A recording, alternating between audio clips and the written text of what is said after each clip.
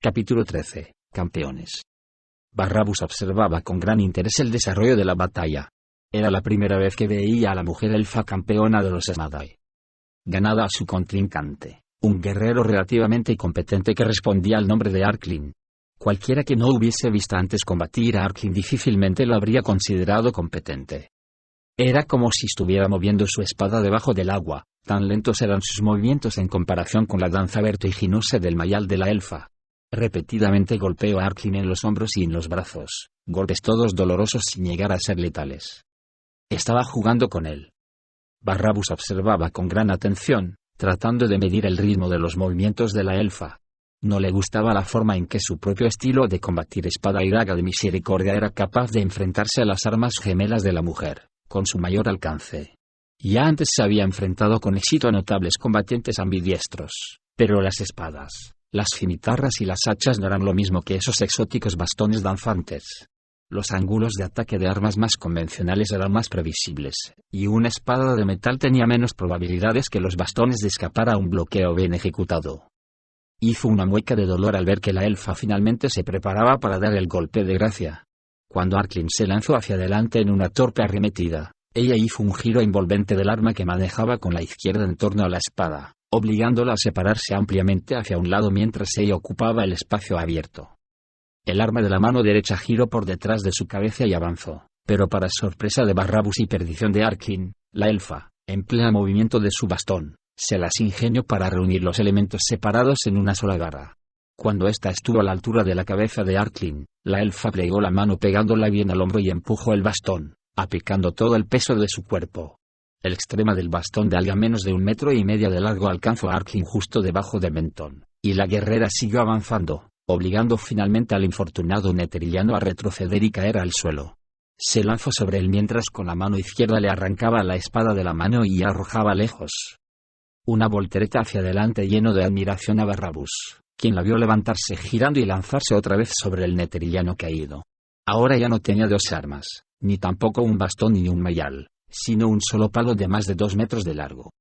Arklin, que se había llevado las manos a la garganta y trataba inútilmente de rodar hacia un lado, presentaba un blanco fácil, y la elfa plantó el extremo del bastón justo encima de la nuez de Arklin, y tomando impulso saltó por encima de él, clavando con su peso el arma en el sadobar, que no paraba de gritar y de retorcerse en el suelo. Una descarga de relámpago crepitante nubló la vista de Barrabus al mismo tiempo que impactaba en la forma postrada de Arklin. Cuando la elfa se pasó por fin con suavidad al otro lado del guerrero caído, se alejó sin prestar ya la menor atención al cuerpo inerte. Al atravesar el bosque con intención de interceptarla, Barrabus se dijo que jugaba con ventaja porque la había estado observando. Los casi 2,5 metros de la púa de coza dificultaban el avance por el bosque, de modo que Dahlia la plegó transformándola en un grueso bastón de menos de 1,5 metros. La agilidad era fundamental. Él andaba por ahí. Los cadáveres de guerreros Asmodai así lo demostraban. Era indudable que sus adversarios netherilianos tenían muchos luchadores capaces, pero las muertes recientes, tan limpias, tan precisas, apuntaban al hombre misterioso que había salido de las sombras para sembrar la muerte entre los Asmodai. Los feroces fanáticos guerreros de Asmodeus, que proclamaban su deseo supremo de morir por la causa, incluso para resurgir como guerreros no muertos, hablaban del asesino netheriliano con evidente temor. Y todo eso, por supuesto, solo había despertado en Dahlia el deseo de acudir a aquel lugar con la esperanza de encontrarse con esa sombra. Se dejó llevar por su instinto. No trataba de detectar ningún movimiento, sonido y olor particulares, sino que dejaba que el entorno la guiara. Andaba cerca, podía ser que la estuviera acechando. Incluso antes de haberse convertido en algo que no era estrictamente humano, Barrabus podía pasar de sombra a ocultamiento y nuevamente a sombra con lo mejor de los renegados de Faerun. No le hacían falta botas elfas para que sus pisadas fueran indetectables por los oídos de un torpe humano, pero con sus ventajas añadidas, no había criatura capaz de oírlo llegar. Se había movido a toda velocidad en cuanto consiguió situar a la campeona Tayana, esa elfa increíble con su arma característica. No aminoró la marcha hasta acercarse al lugar, y solo 1 o 2 veces la había perdido de vista en la carrera. Debía tener cuidado, debía mantener obstáculos árboles, al menos entre él y la mujer. No quería entablar combate directamente, no con todo lo que se jugaba, y confiaba en que eso no sucediera. Barrabus no podía verla en ese momento desde donde estaba, con la espalda apoyada contra 2 abedules, Pero sabía que estaba ahí, en el estrecho sendero que caracoleaba debajo de los robles. Con la daga envenenada en la mano, Barrabús el gris no vaciló. Dio volteretas rodeando los árboles y de un salto se plantó en el sitio, y se paró en seco. Y ella se había ido. Preocupado, empezó a buscar como un loco. Solo un atisbo, apenas visible, de un punto sobre la tierra blanda le reveló la verdad, y justo a tiempo.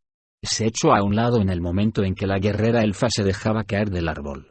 La marca indicaba el punto donde ella había plantado su bastón y lo había usado para saltar hasta las ramas que estaban fuera de su alcance. La guerrera aterrizó, pero Barrabús siguió rodando. Oyó el zumbido que producía el bastón cortando el aire detrás de él. Se levantó a la vez que se daba la vuelta y lanzó su daga, un lanzamiento poco afortunado que no tenía la menor posibilidad de superar las defensas de una guerrera tan capaz como ella, pero que frenó el avance de la elfa lo suficiente como para que Barrabús pudiera desenvainar la espada y la daga de misericordia. Ella sostenía su triple bastón horizontalmente, moviendo las manos apenas lo suficiente como para que los tramos de algo más de medio metro de los extremos giraran en sentido vertical a uno y otro lado de ella. Barrabús no podía evitar sentirse atraído por la elfa, el corte de su blusa y su falda, la sonrisa pícara en el rostro delicado, la gruesa trenza de cabello rojo y negro que caía por el lado derecho de su cabeza y por delante del hombro guiando tentadoramente el ojo hasta el surco entre los pechos que dejaba ver la blusa. Él era un guerrero tan disciplinado como cualquiera, pero aún así tenía que luchar contra la distracción, no podía dejar de recordarse que hasta el corte de la ropa de la elfa cumplía una función estratégica. Ella describió un lento círculo hacia la derecha, y Barrabús la siguió, manteniendo el mismo ángulo. «Sabía que andabas por aquí», dijo ella. «Sabía que tú andabas por aquí», replica él. «Teníamos que encontrarnos, por supuesto», dijo ella. Él no respondió, casi ni la oyó. Sabía que estaba en desventaja teniendo en cuenta la naturaleza inusual de sus armas. Dalia siguió con el hilo de la conversación. «Entre mi gente se dice que el gris es un guerrero formidable». Él no respondió, pero ella continuaba andando en círculo. Barrabús se había desconectado de todo lo que pudiera distraerlo, de todo. Dalia avanzó, adelantando primero la mano derecha y luego la izquierda para luego colocar el triple bastón vertical delante, haciendo girar sus extremos violentamente. Soltó la mano izquierda y rodeó con ella la derecha antes de volver a coger el bastón, esa vez invirtiendo la mano derecha y replegando el brazo del mismo costado mientras adelantaba otra vez la izquierda, enviando la sección del extremo de ese lado en un barrido contra el adversario. Él bloqueó el golpe con la daga de misericordia, tratando de enganchar el bastón, pero Dalia era lo bastante lista como para reconocer su propio ataque fallido, y lo bastante rápida como para retraer el arma.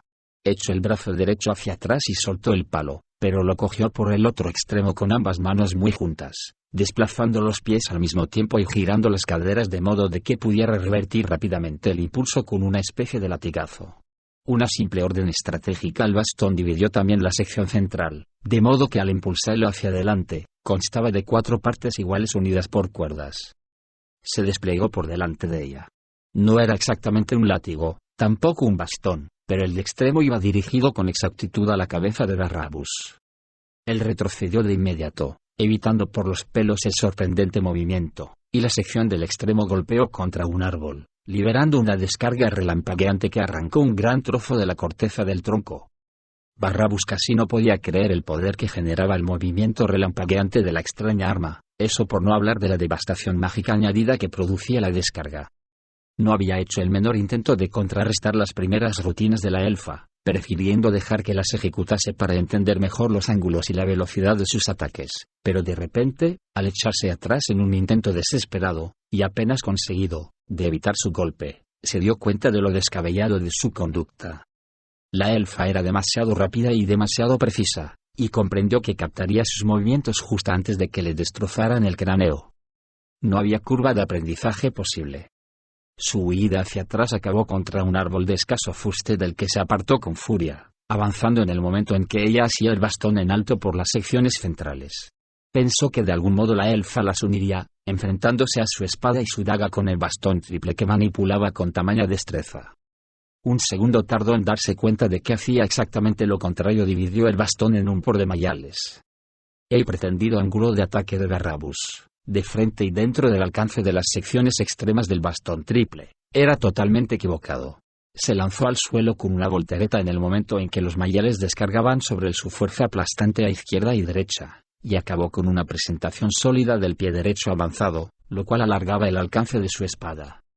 La elfa lo esquivó con desesperación, interponiendo en el último momento un arma para golpear el lado de la espada mientras retrocedía colocándose a la izquierda de Barrabus. Él siguió adelante una segunda embestida, una tercera. Paró un golpe arrollador con su daga de parada y prosiguió con su juego ataque y parada, espada y mayal.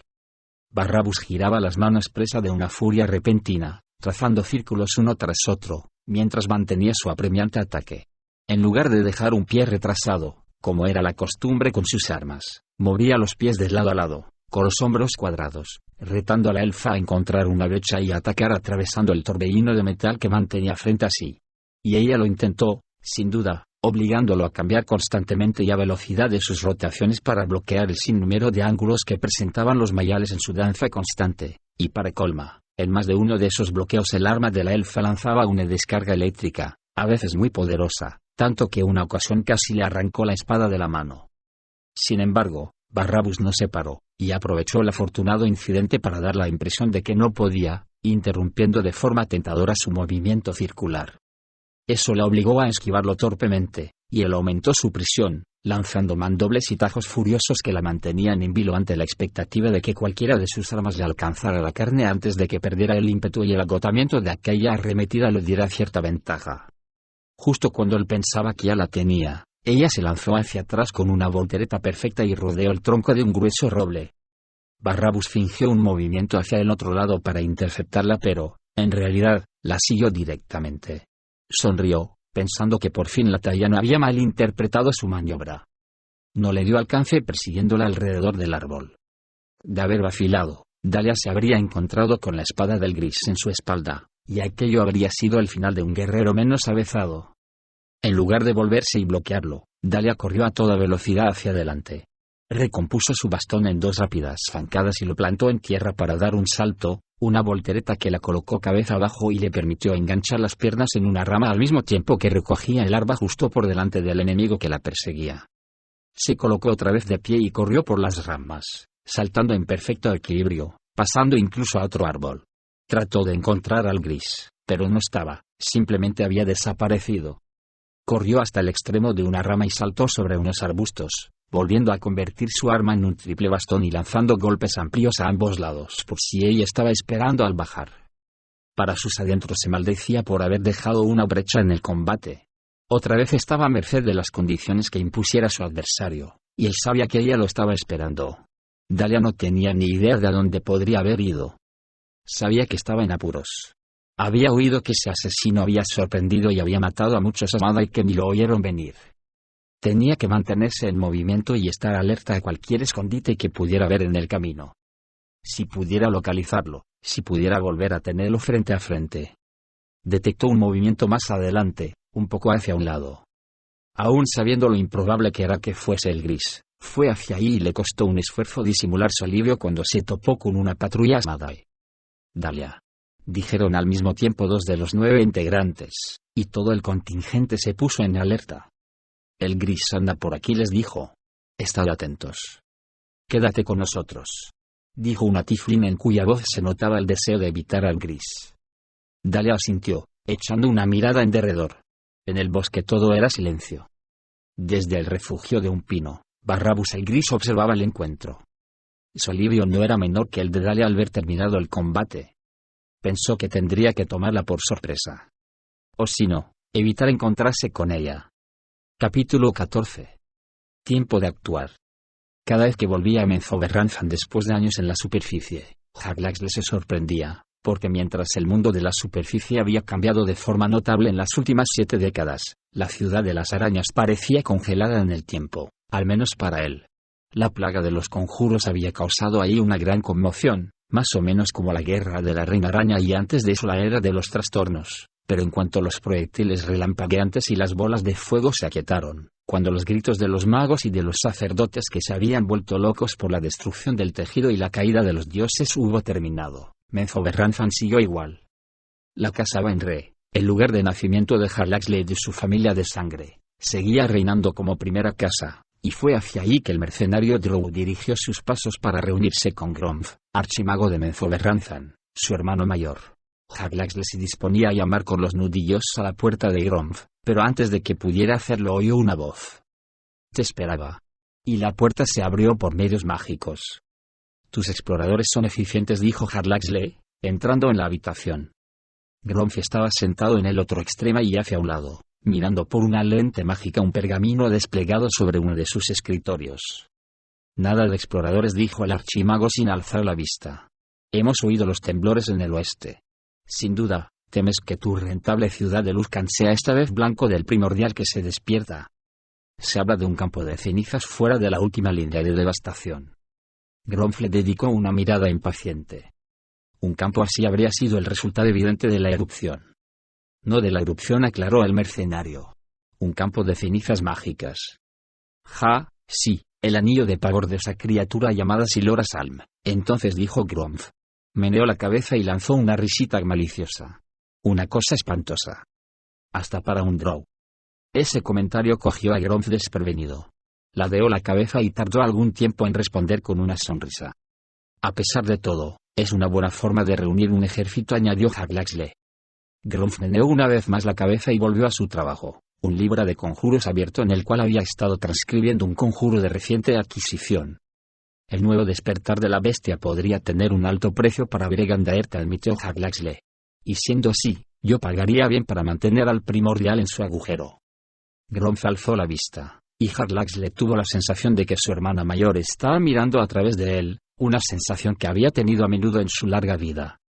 Estás furioso, dijo el archimago.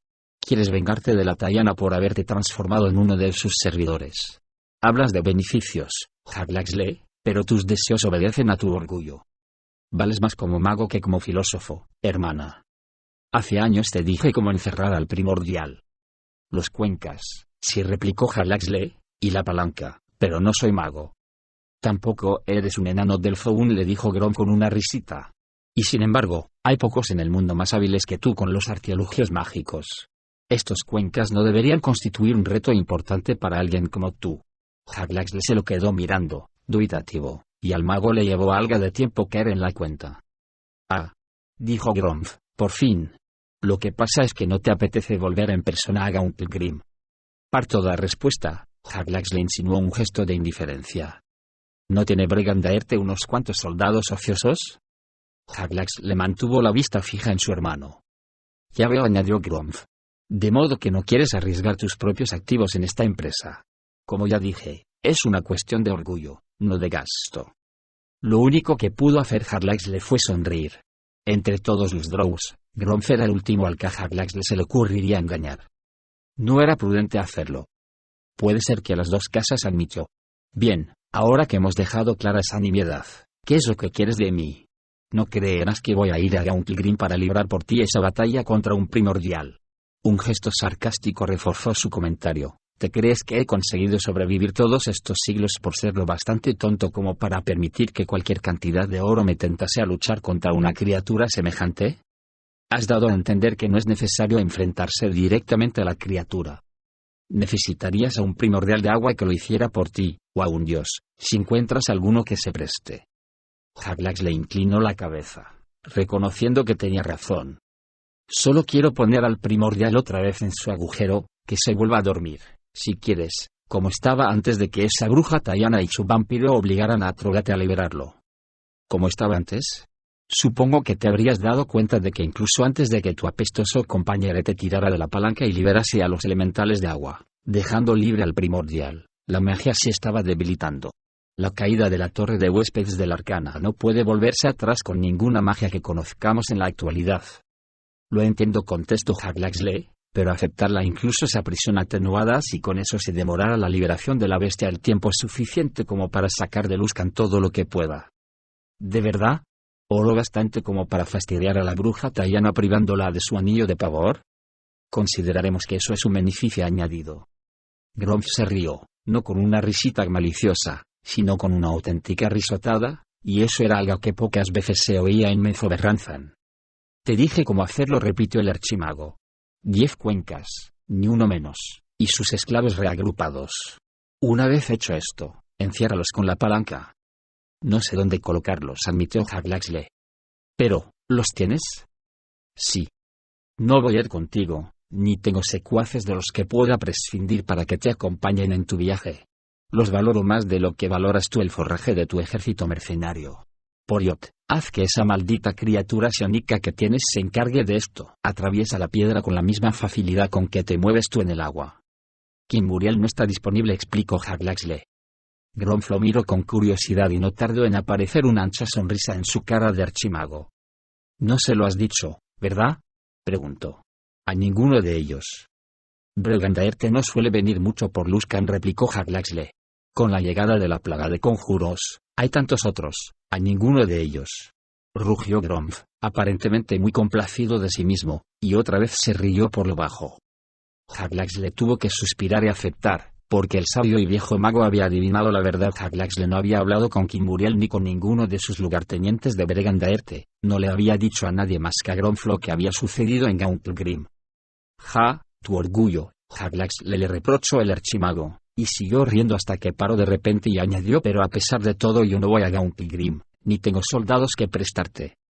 Haglaxle no respondió, pero tampoco demostró intención alguna de marcharse, a pesar de que Gromf volvió a fijar la atención en el crista y el pergamino, y reanudó su trabajo. Solo después de algunos segundos volvió el archimago a alzar la vista. ¿De qué se trata? Haglaxle rebuscó en una balsa y sacó la gema en forma de calavera. ¿Otra vez has traído aquí a ese idiota?, preguntó Gromf, molesto al reconocer la filacteria de Arklengreet. Gromf había entrevistado al chiflado Lich largamente hacía ya varios meses, cuando Haglaxle había acudido a él por primera vez para reunir información sobre el primordial liberado y la magia decreciente de la torre de huéspedes. El primordial se despierta, dijo Haglaxle, dando la impresión de haber recuperado el control después de las mordaces observaciones de Gromf. Yo no quiero eso. Vuelve a hablar con Gret, te lo ruego, y SF, también voy a pagarte. Me gustaría conocer el mejor camino para volver a encontrar Gauntlegrim, y saber cómo proceder una vez que llegue ahí. Ya te he dicho cuál es el procedimiento. Necesito detalles, Gromf insistió Haglaxle. ¿Dónde colocar los cuencos, por ejemplo? Si es que esos lugares no fueron sellados para siempre con magma después de la primera rabieta del primordial, replicó Gromf. Además, yo no sé dónde colocarlos, ni lo sabrá Gret. Solo podemos confiar en que la propia Gauntlegrim te muestre el camino, siempre y cuando la vuelvas a encontrar. Haglaxle se encogió de hombros. Y cuando hayas terminado, tendrás que expulsar a Arklengreet de su filacteria a un lugar aparte, para poder tener otra vez control de la gema en forma de calavera. No. ¿No? La magia de esa gema es lo único que contiene al Lich. Seguramente habrá otras filacterias. Ninguna que pueda contenerlo a menos que estén debidamente encantadas, y yo no sé cómo puede conseguirse eso. Cuando me traigas un recipiente adecuado, Haglaxle, y yo esté convencido de que pueda contenerlo, colocaré el espíritu de Arklengreet en su interior. Hasta entonces, seguirá en esa gema. No creo haberme granjeado su afecto en esos meses de interrogatorio, y no quiero tener a un poderoso Lich persiguiéndome. Y ya he jugado antes a ese juego, y no fue una experiencia agradable. Mis esfuerzos contra el primordial serán más difíciles sin la gema, explicó Haglaxle. Por Gauntlegrim pululan no muertos, fantasmas de la ciudad. Entonces, tienes un problema, dijo Gromf. Haglaxle se quedó mirando al indómito mago unos instantes. Después, le pasó la gema en forma de calavera para que pudiera iniciar una nueva ronda de interrogatorios. Dentro de 10 días, dijo Gromf. Y trae tu oro. Haglaxle era demasiado listo para pedirle que lo hiciera en menos tiempo, de modo que con una inclinación de cabeza se despidió. Gromf sonrió al ver partir al mercenario. Colocó la gema a un lado de su escritorio y volvió a su tarea. Solo por un momento, sin embargo, hasta que percibió en la gema algo que despertó su curiosidad. Se la quedó mirando unos instantes, y después se dirigió a su biblioteca en busca de un libro de conjuros que contenía los encantamientos adecuados. Esa misma noche, Gromf fue a llamar otra vez a Haglaxle. Hace poco tuviste un encuentro con un espíritu de Gauntlegrim, le dijo el archimago al sorprendido mercenario. En Luskan, confirmó Haglaxle. Varios andaban detrás de mi socio, Atrogate, rogándole que les ayudara a salvar lo que queda de su patria. Gromf a Henry le mostró la gema. Tu filacteria capturó a uno de ellos. Haglaxle lo miró con los ojos muy abiertos. O quizá haya sido Gret, que quería apoderarse de un espectro para no estar tan solo. Entonces, ¿Gret está libre?, preguntó Huxley, alarmado, pero la sonrisa de Gromf disipó esa perturbadora posibilidad incluso antes de responder. Todavía sigue ahí, pero también está el enano. La suerte te sonríe, como de costumbre. Ayúdanos. Ayúdanos. Recitó Gromf en un dialecto muy antiguo de la lengua enana. Sienta a un rey en el trono de Gauntlegrim y domina a la bestia, te lo rogamos. ¿Qué significa eso? El archimago se encogió de hombros. Solo puedo contarte lo que me dijo el espectro enano. Le hice muchas preguntas, y a todas ellas me respondió con una variación de la misma respuesta. ¿Puede guiarme el enano en mi regreso a Gauntlegrim?, inquirió Huxley. En este mismo momento, ese espíritu está siendo consumido por Arklengret, explicó Gromf. Se está alimentando del tal como tú o yo nos comeríamos una chuleta de rote. Arklengret jamás lo dejará ir, y yo no tengo intención de meterme ahí y pelear con él por un enano. Tienes los cuencas mágicos, prosiguió Gromf. Tienes las ampollas de agua cristalina. Y has estado en Gauntlegrim. ¿Funcionará? ¿Queda suficiente magia residual de la torre de huéspedes? Gromf respondió con un encogimiento de hombros, y al parecer, muy divertido, por no saber la respuesta a esa pregunta en particular. ¿Hasta qué punto se considera afortunado mi hermano? Dalia atravesaba el campo corriendo, a través de las hileras de árboles que delimitaban la sección más activa del anillo de pavor en expansión. Tenía cuidado de evitar la negra ceniza nigromántica, porque aunque su broche la protegería de sus poderes drenantes de la vida, siempre sentía como si su mera presencia en un anillo de pavor les diera asfastame a sus principales agentes, incluida la aborrecida Silora, algún poder sobre ella. O tal vez les permitiera ver en su interior, y tanto daba una cosa como otra. A Dalia no le gustaba nada esa posibilidad. Llegó hasta donde estaba Silora, de pie en el borde del anillo, donde sus poderes absorbentes tocaban alga de la roca volcánica. Siguiendo la mirada de Silora, observó una mano gris semitraslúcida que salía de la piedra y se abría y se cerraba como si el anillo de pavor le produjera al fantasma una gran aflicción. No es un zombi, comentó Dalia. ¿Es esto una señal de que el anillo de pavor se está fortaleciendo? ¿Puede invocar espectros, furias y fantasmas? Este fue un fantasma antes de llegar aquí, y el anillo de pavor lo capturó y lo retuvo, explicó Silora. Hay otros fantasmas que viajan en grupo, con una misión. Miró directamente a Dalia y añadió fantasmas enanos. De Gauntlegrim, conjeturó Dalia, sí, al parecer, algunos de ese complejo sobrevivieron al despertar del primordial. Cierra los ojos, abre la mente, y podrás oírlos. Dalia hizo lo que le pedía y casi de inmediato sintió que se formaba en su mente la palabra ayúdanos. Quieren ser liberados del anillo, supuso, pero Silora negó con la cabeza. Otra vez se concentró Dalia en la llamada telepática de los espíritus enanos. Ayúdanos, oyó de nuevo. La bestia se despierta. Ayúdanos. Dalia abrió los ojos, estupefacta, y se quedó mirando a Silora como embobada. ¿Vienen de Gauntlegrim con una advertencia de que el primordial se está despertando otra vez? Eso parece, replica Silora. Y si vienen aquí, es probable que también hayan viajado a otras partes. Me pregunto quién acudirá a su llamada. Nadie, respondió Dalia con presteza. ¿Y es que alguien sería capaz siquiera de encontrar Gauntlegrim en caso de que lo intentara? Yo sé de uno, de dos tal vez, que podrían, respondió Silora. Dalia se quedó dándole vueltas a eso unos instantes antes de asentir.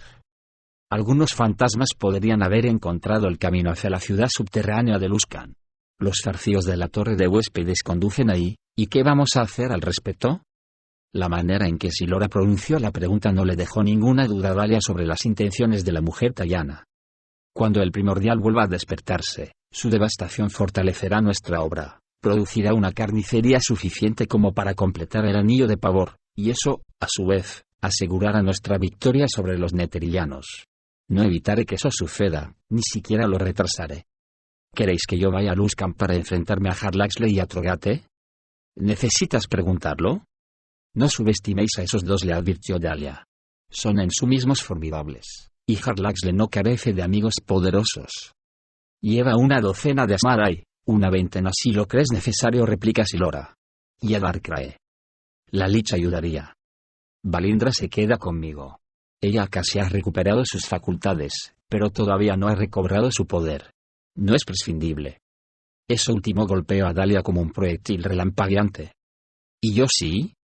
Silora se rió de ella y volvió a prestar atención al espectro enano de la roca de lava. Había aparecido su cara, con un rictus desesperado, y eso le resultaba placentero a la Tallana. ¿Y también lo es Darkrai? Insistió Dahlia, solo porque se dio cuenta de que el vampiro andaba cerca y sabía que había oído ya última parte de la conversación. Darkrai es lo bastante ágil como para escapar en caso necesario, respondió Silora sin la menor vacilación. Siempre parecía ir un paso por delante de Dahlia. La elfa sabía que era su propia debilidad, su propia incapacidad para recuperarse de la humillación de su fracaso en Gauntlegrim lo que la colocaba por detrás. Desde su regreso de aquel lugar, Dahlia siempre había andado sobre un sendero menos firme. Si antes había sido agresiva, ahora reaccionaba, en exceso. Y las criaturas como Silora sabían aprovechar esa indecisión. Encuéntralos y averigua si van a volver a Gauntlegrim, ordenó Silora. Ni siquiera estoy segura de que estén en Luskan. Hace ya 10 años, averígualo. Le soltó Silora. Si están ahí, si van a volver a Gauntlegrim, impídeselo. Si no, averigua si alguien más tiene intención de acudir a la llamada de los espectros enanos. No debería ser necesario explicarte esto. No lo es, respondió Dahlia con tranquilidad, pero con firmeza. Entiendo lo que hay que hacer. ¿Has encontrado a ese campeón del enclave de las sombras que asola el bosque de Neverwinter? Así es. Es humano, pero hay en él algo de la sombra. ¿Y has luchado con él? Dahlia asintió, y Silora, impaciente, le hizo señas de que siguiera adelante. Escapó, mintió Dahlia. Se le da mejor esconderse que luchar, aunque también maneja bien la espada. Sospecho que cuando mata lo hace, sobre todo, por sorpresa. Silora pareció un poco confundida en ese momento y miró por encima del hombro al bosque de Neverwinter. No es probable que vuelva a encontrarme pronto con él, dijo Dahlia. La elfa no quería que Silora reconsiderara sus prioridades. Más bien se alegraba de tener la oportunidad de apartarse de aquella criatura al menos durante algún tiempo, y tampoco ansiaba un segundo encuentro con el gris. La magia acabará con él, entonces, dijo Silora, y Dahlia hizo bien en contener un suspiro de alivio. Tú, a Luskan, a toda prisa, prosiguió la hechicera Tallana. Encuentra a tus antiguos compañeros y asegúrate de que ni ellos ni nadie más apacigüe la furia de nuestra feroz mascota. Dahlia asintió y se alejó. No me falles en esto, le dijo Silora mientras se alejaba, con un tono que dejaba claro cuáles serían las consecuencias de un fracaso. Genuibar pegó las orejas al cráneo y emitió un gruñido grave. Se agachó, afirmando bien las garras traseras, como preparándose para dar un salto. Drift hizo un gesto afirmativo al observar su actitud, una confirmación de que a ello había invadido la misma sensación, como un escalofrío de otro mundo que le había rizado los pelos de la nuca y de los brazos. Presentía que algo andaba rondando, y que tal vez provenía del páramo sombrío o, al menos, del enclave de las sombras, pero eso era todo lo que se atrevía a conjeturar. Se movió lentamente, sin querer provocar un ataque de algún ser o fuerza que no pudiera ver. Con las manos en las empuñaduras de sus cimitarras se colocó detrás de Genuibar, y confiado en que ella interceptaría cualquier ataque proveniente del frente o de los lados, el drow centró su atención en la otra dirección. De pronto, se sintió más cómodo, ya que sus sentidos le decían que fuera lo que fuese lo que había pasado cerca, se había alejado. Empezó a relajarse. El repentino grito de Bruenor puso fin al respiro. Drift salió corriendo hasta la cueva poco profunda en la que habían establecido su campamento. Genuibar le iba pisando los talones.